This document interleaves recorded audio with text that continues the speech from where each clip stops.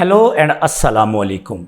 मैं हूं आपका मेज़बान डॉक्टर मोहम्मद यूसुफ और आप देख रहे हैं मेरा यूट्यूब चैनल।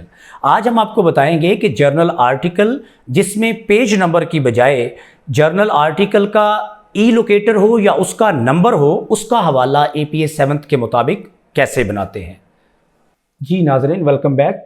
आज हम आपको बताएंगे कि जर्नल आर्टिकल जिसका आर्टिकल नंबर या ई लोकेटर हो, उसका हवाला APA 7th एडिशन के मुताबिक कैसे बनाते हैं। तो आइए चलते हैं आज के लेक्चर की तरफ। ये देखें नाजरीन, ये है हमारे पास journal article with an article number और ई लोकेटर। तो आज हम जो आपको बताएंगे वो ये बताएंगे कि जर्नल आर्टिकल जिसका आर्टिकल नंबर हो या ई लोकेटर हो, यानी उसका दूसरे अल्फाज में पेज नंबर ना हो। यानी रिसर्च जर्नल के अंदर हम ट्रेडिशनल देखते हैं कि रिसर्च जर्नल पेज नंबर जो है वो असाइन करते हैं जो भी आर्टिकल पब्लिश होता है, यानी पेज 15 से पेज 25 तक या सो ऑन कोई भी रिसर्च पेपर जो है वो पब्लिश हुआ है। लेकिन एक तरीका ये भी है कि उसको आर्टिकल नंबर असाइन कर दिया जाए, जो कि एक यूनिक नंबर होता है, बजाय कि हम पेज नंबर्स जो है वो असाइन करें। तो आज हम आपको ये बताएंगे कि ऐसा पेपर जिसको आर्टिकल नंबर या ई लोकेटर जो है, इलेक्ट्रॉनिक लोकेटर जो है उसको तलाश करने वाला, वो असाइन किया, उसका हवाला कैसे बनाते हैं।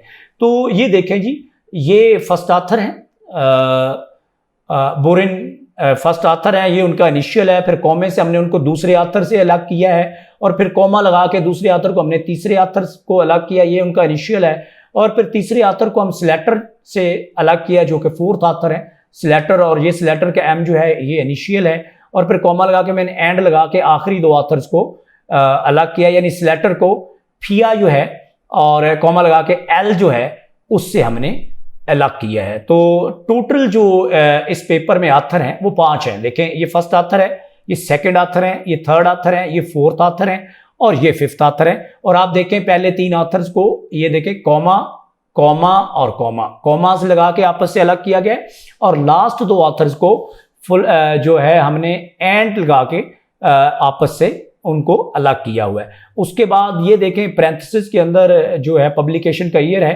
कि ये पेपर जिस साल पब्लिश हुआ है ये उस साल का नाम है। देखें ये 2019 में पब्लिश हुआ था, उसके बाद फुल स्टॉप है और पहले भी फुल स्टॉप है। तो उसके बाद ये देखें, ये टाइटल है पेपर का, body ownership increases the interference between observed and executed movements.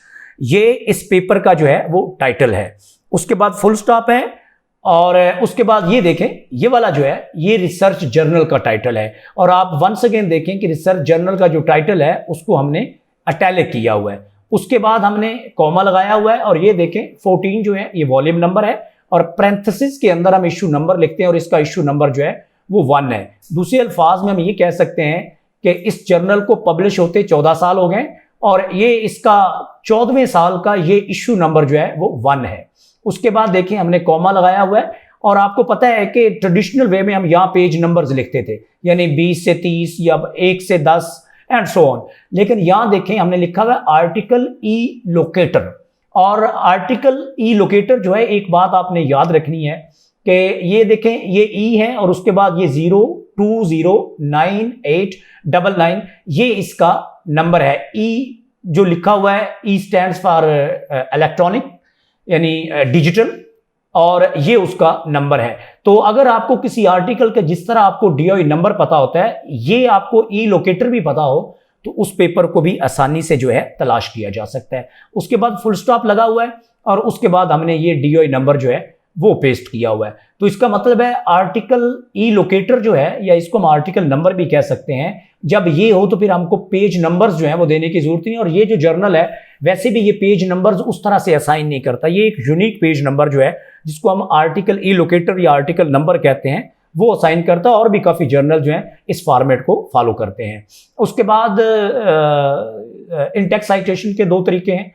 Parenthetical citation है, ये देखें बोरिन एट अल और 2019 ये पैरेंथेसिस के अंदर हमने लिखा है, और ये नैरेटिव साइटेशन है बोरिन एट अल, और उसके बाद 2019 और आर्गुमेंट हमारा कंटिन्यू रहेगा। लेकिन इसमें एक चीज़ जो है, 2 चीज़ें वजाहत तलब है, मैं उनकी वजाहत कर देता हूँ। एक तो ये है कि अगर आपको प्रिंथेटिकल साइटेशन और नैरेटिव साइटेशन का फ़र्क जो है वो जानना है, तो मैं ऑलरेडी इनके बारे में एक लेक्चर अपलोड अपने यूट्यूब चैनल पे कर चुका हूँ, और नीचे कमेंट्स बॉक्स के अंदर मैं जो है उसका लिंक भी आपके साथ शेयर कर दूंगा। अगर आपको इनमें फ़र्क नहीं है तो आप उसको ज़रा देख लें, ताकि आपको ये पता चल जाए कि नैरेटिव साइटेशन और प्रिंथेटिकल साइटेशन जो है, जब अपने टेक्स्ट के अंदर, अपने पेपर के अंदर आप अपने टेक्स्ट के अंदर लिखते हैं, तो जब आप किसी से आर्गूमेंट बारो करते हैं या कोट इन कोट करते हैं, तो उस वक्त साइटेशन का कौन सा फॉर्मेट जो है आपके लिए सूटेबल है, कौन से फॉर्मेट को आपको फॉलो करना चाहिए, वो आपको प्रिंथेटिकल साइटेशन और नैरेटिव साइटेशन की अगर आप वीडियो देखेंगे तो मेरे ख्याल में आपको काफ़ी क्लैरिटी हो जाएगी। एक और बात इंपॉर्टेंट है जिस पे गौर करने की ज़रूरत है कि आप देखें, ये वॉल्यूम नंबर, इशू नंबर के बाद कॉमा, हमने आर्टिकल का ए कैपिटल लगाया है। तो इसका मतलब ये है कि आपने ये ए सवाल नहीं लगाना। बात ये होता है कि कॉमे के बाद हम जो ए है वो कैपिटलाइज नहीं करते, फुल स्टॉप के बाद हम फर्स्ट लेटर जो है उसको कैपिटलाइज करते हैं। लेकिन यहाँ पे आपने इस बात का ख्याल रखना है कि जब आपने आर्टिकल लिखना है, ये वाला ARTICLE आर्टिकल, तो capitalise the word article before the article number और ई लोकेटर। तो ये आर्टिकल नंबर है, ई लोकेटर है, इससे पहले हम ये आर्टिकल ऐड करते हैं रेफरेंस मुकम्मल करने के लिए। तो इसका जो ए है ये वाला, ये कैपिटल होना चाहिए। समाल होगा तो वो जो है प्रॉपर रेफरेंस नहीं होगा, हम एक गलती कर देंगे। तो बेहतर है कि आपको इस बात का इल्म होना चाहिए कि आर्टिकल जब लिखना है ई लोकेटर और आर्टिकल नंबर से पहले और वॉल्यूम नंबर के बाद, तो उसका जो ए है वो कैपिटल होना चाहिए। ये था आज का लेक्चर। उम्मीद है आपको पसंद आया होगा। अगर पसंद आया तो फीडबैक ज़रूर दीजिएगा। Please don't forget to like, share and subscribe my YouTube channel so that you can get my forthcoming lectures in time.